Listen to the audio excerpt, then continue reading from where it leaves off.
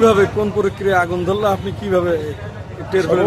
এই যে এইখানেই দাঁড়ানো, ওই হোন্ডাটা ওই নজলের সামনে তাহলে দাঁড়ানো, ওইখানে ও যখন স্টার্ট করতে গেছে তখন আগুন ধরে গেছে। আগুন ধরে গেলে ও ফেলাই দিয়ে হুন্ডালা চলে গেছে, কেউ হুন্ডা ধরে না।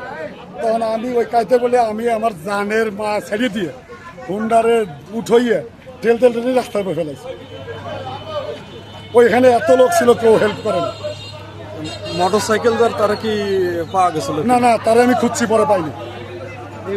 আমি ওই যে ওই ঠেলে এসে এই জায়গায় পাম্পে বন্ধ করতে বলছি যে তোমরা তেল দেওয়া বন্ধ করো, আগুন ধরে গেছিল, তোমাকে আরো বড়টা বিপদ হতে পারত। পর মুহূর্তে আমি হুন্ডার চেষ্টা করছি, আমি একটা পাইনি। পরে মোটরসাইকেল কেউ এসে নিয়ে গেছে? পরে যে মোটরসাইকেল কে এনেছে আমি এটি বলতে পারি না।